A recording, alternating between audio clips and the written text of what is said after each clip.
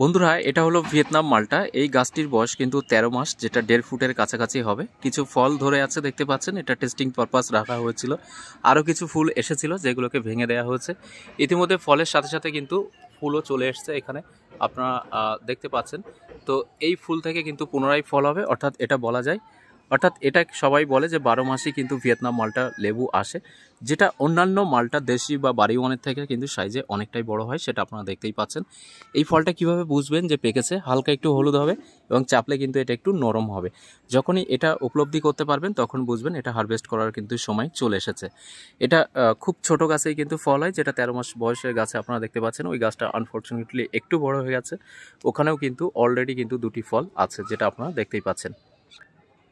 এই গাছের কিন্তু অতিরিক্ত ট্রিটমেন্ট বা কেয়ার কিছুই নেই, জাস্ট লাগিয়ে রাখুন, জলটা কম বেশি দিন, মিক্স খাবার বছরে 1 বা 2 বার দিলেও কিন্তু চলবে। আমি যেমনটা দিয়েছি বছরে কিন্তু 3 বার।